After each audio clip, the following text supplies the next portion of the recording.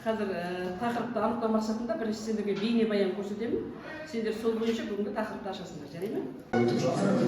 Ертең екінші күн болады. Сол кезде форум күнінің ойындары өткенде поэт ойындарына жиналады. Жол 100-110 адам келіп отыр. Қазіргі таңда бізде осы турнирдің атмосферасы өте қатты ұнап жатыр. Себебі бізді күтіп алған гидтер бар, жаңағы ұйымдастырушылар, ойыншылар. Ол үшін жан-жақты білім, терең оймен қатар шешендік өнер де қажет. Еліміздің 18 жоғары оқу орнын қамтыған турнир қорытындысы. Кім айтады? Бұл видеодан мен түсінген бағанағы кісі дебат турнирі туралы айтып жатыр. Ол дебат Қазақстан дарынды жастарының құрметіне арналған.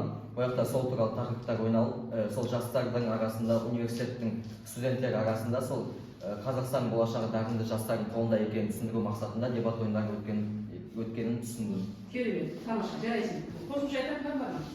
Жарайды, олай болса былай балалар. Сол қазіргі тақырыпты сендерге мен мынада қиынды екі группа бір жерге келе қойдыршы кейін мына жерге. Мына қиындыны аласыңдар да осыдан қазір тез құрасыр тақырып алып шығады. Тақырыпты алып тастайсыңдар. Қазір дарынды деп айтып тек. Ал мына жерде қазіргі нақты тақырып бар біздің. Тез не бар? Қазірмадан басталады. Клейлер бар ма? Желім дейміз ғой. Клейді алып.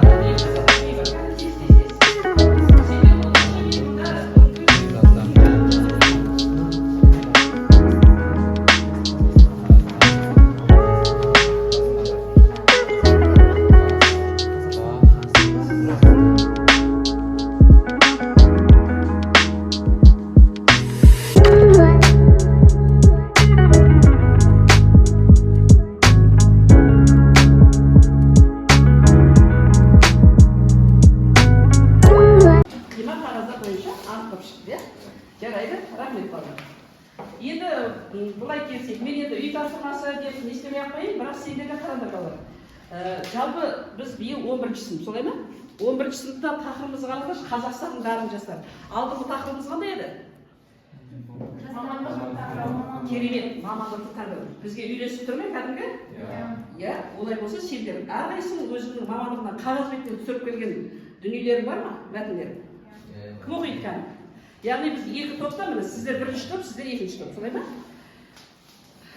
Кім оқиды? Кім? Жәсін оқиды. Мамандық таңдау деген өзің айналысқың келетін жұмысты таңдау ғана емес, өзің араласқың келетін ортаны да таңдау. Қазақ адам екі түрлі жағдайда қателеспеу керек. Бірі жар таңдағанда, екіншісі мамандық таңдағанда деп бекер айтпаса керек.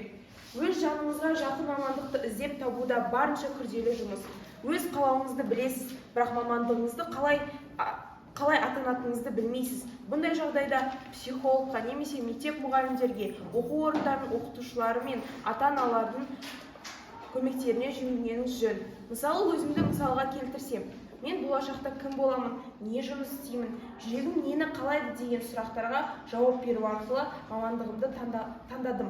Мен ағылшын тіліне бейім болғандықтан кішкентай кезімнен ағылшынға қызығатынмын. Осы пәнді таңдап отырмын. Ал ата-анама келсек, ата-анам осы жолдан жол көрсетуші, бірақ баланы өзі ұнатпайтын мамандыққа түсіру емес. Бұл жағдайда менің ата-анам ең көп қолдау көрсеткен жандар. Ағылшынға қызығушылығымды оятқан адам еді. Кішкентай кезінен бастап қосымшаға беріп, ағылшын болашақта керек болады дейтін. Келесі оқи ғой. Жалпы мамандық таңдау адамның өміріндегі ең жауапты кезеңдердің бірі. Өйткені келешек өмірі осыған байланысты және оған немқұрайлы қарауға да болмайды. Ең басты таңдалған мамандық ләззат әкелу керек және сол мамандыққа деген қызығушылығы махаббаты болу қажет. Махаббатпен істелген жұмыс қана нәтиже береді және мамандық таңдағанда өзінің қалауындағы мамандықты таңдаған жөн. Бірақ біраз жастарымыздың осы тұрғыдан келгенде аяғы шалыс басып, өз таңдауларын дұрыс жасай алмай опық жеп отырғандар да кездеседі.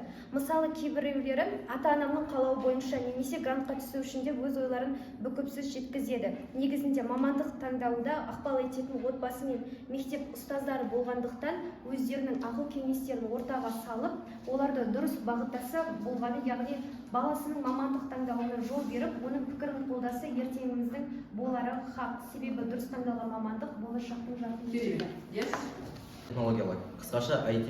Таңдау себебім біріншіден қызығушылық, екіншіден IT Қазақстанда енді дамып келе жатқан мамандық болғандықтан. Адам тағдырының бір бөлігі таңдаған мамандығымен ұштасып жатады. Сондықтан мамандық таңдауға құрметпен қарау керек. Жауапкершілікті қажет ететін бұл іс сенің ертеңгі болашағыңа тікелей байланысты. Мамандық таңдауда мен өзімнің ата-анаммен, ағаммен, отбасыммен толық ақылдастым және мұғалімдерден де кеңес алдым. Сендерге де соны ұсынамын. Мамандық бұл өте маңызды зат болғаннан кейін мамандық таңдайтын кезде немесе психологтан, немесе ұстаздан, немесе өзіңнің ата-анаңмен сұрасып, білісіп, өзің сол мамандықты таңдауың қажет. Мен таңдаған мамандық хирург, ол медицина саласының жұмысы. Ол өте ауыр жұмыс, бірақ ол ауырлығына қарамай, ол өте керемет жұмыс. Ол Қазақстанның болашағы және жастардың сол медицина хирургқа қызығуы, ол Қазақстанның болашақ медицина дамуына әкеледі. Жақсы, рахмет, өте жақсы.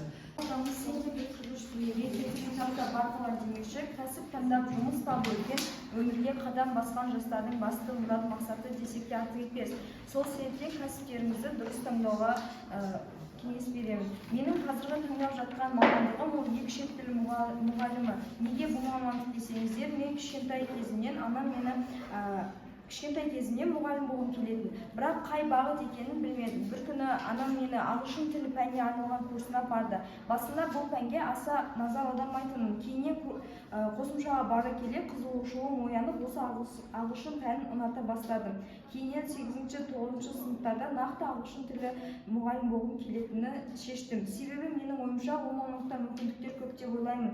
Және де бұл мамандықты таңдаған себебім мен болашақта саяхаттау үшін маған ағылшын тілі керек болады, сол себептен таңдадым. Бұл мамандыққа ата-анамның көзқарасы өте жақсы. Олар мені бірден құптай келіп, мені қазіргі кезде қолдап жатыр. Және де мен бұл мамандықты бәріне кеңес беремін. Рахмет. Жастардың қолында демекші, ең алдымен мамандық және жар таңдаудан қателеспеу керек. Яғни дәл қазіргі кезде бізге тек мамандық қажет өмірімізде. Жалпы менің таңдаған мамандығым дүниежүзілік тарих пен адам қоғамынан тұрады.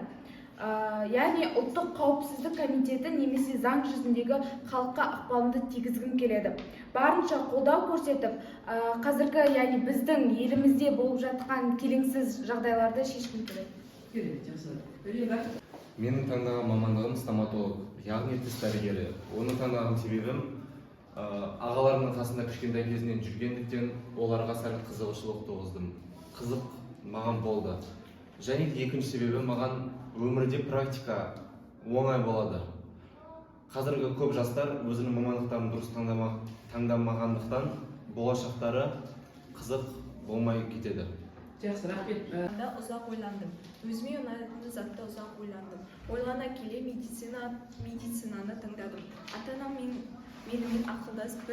Атанаммен ақылдасып бір келісімге келді. Мен таңдаған мамандықты атанам қолдады. Адам жақындарының денсаулығын ойлап барынша көмектесуге тырысты. Жалпы мына өмірге келген соң әрбір адамның ең мықты, ең жауапты деген екі шешім болады. Оның бірі өмір бақи бірге болатын жарыңды таңдау, ал екіншісі өмір бақи өзің жасап өтетін істі, яғни мамандықты таңдау деп білемін.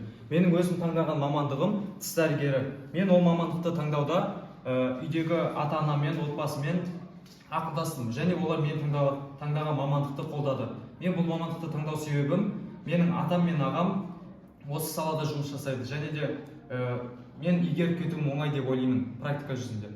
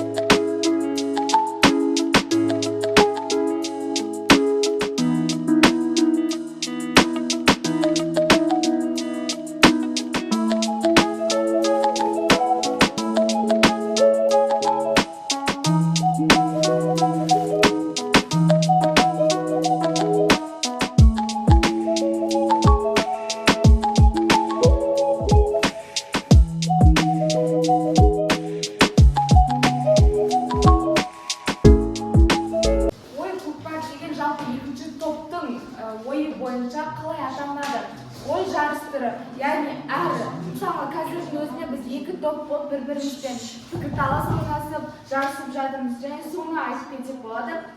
Міне және пікірталас, өз ойын анық жеткізу, яғни бір тақырыпқа өзінің ойын мақал мәтелмен немесе ашық сөздермен жеткізу. Және дебат деп жазылыпты. Дебаттың мақсаты жастардың ойын білу, жастар арасындағы бәсекелестікті арттыру. Жастардың ешкімнен жақсанбай, ешкімнен қысылмай, өз ойларын анық өздерінің мақал мәтелдерімен жеткізу. Ой көкпар деп қазіргі ұйымдастырып жатқан дебат ойындары, пікірсайыс, пікірталас, көптеген жастардың арасында болып жатқан ойындерді айтсақ болады. Және қабілеттілік, адамның өзінің қабілеттілігі, яғни өзінің ойын, өзінің білімін арттыру мақсатында айтылады. Жарайды, рахмет, балалар, қошемет көрсетеміз. Керемет, рахмет. Біз бұл жерде жалпы дебат дегенде, ол арқылы біз не аламыз, дебат не туралы, қалай ойналынатыны туралы жазғанбыз. Дебат пен ой көкпар деген бір мағынаны шыққаннан кейін, жалпы сол туралы жаздық. Бұл жерде жалпы пікір айтушы спикердің тұрғанын, оның не туралы айтып тұрғанын жаздық. Және дебат деген не, дебат арқылы не аламыз. Мысалы, дебат бізге өзіне деген сенімділікті береді. Дебат арқылы біз жан-жақты ойлай бастаймыз. Және дебат бізге қоршаған ортада көпшілікте жақсы сөйлеуді үйретеді. Одан бөлек дебаттың қалай ойналынатыны, оның әртүрлі форматтары бар, АПФ, ЛД сияқты. Дебатта екі спикер болады, бір спикер болады, әр форматта әртүрлі. Олар бір-бірімен пікір таласып, берілген тақырыпты өздері үкімет пен оппозиция болып екіге бөлініп дәлелдеп шығады. Біз осы плакатта сол туралы жаздық.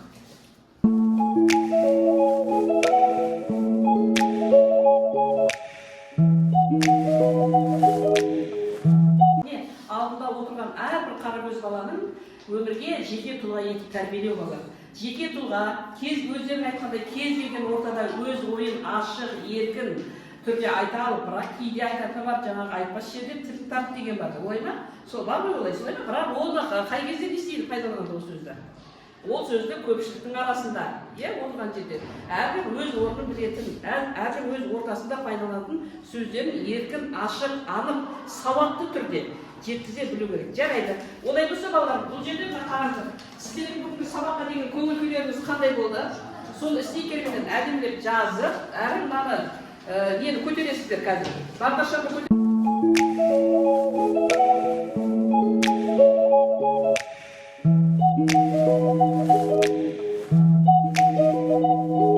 Керемет балдар. Рахмет сіздерге сабаққа қатысқандарыңызға. Бірінші, екінші топты өзім бағалап отырмын. Бүгін Жәсминге 5, Айданаға 5, яғни бұл 4 балаңызға да 5 қойдым.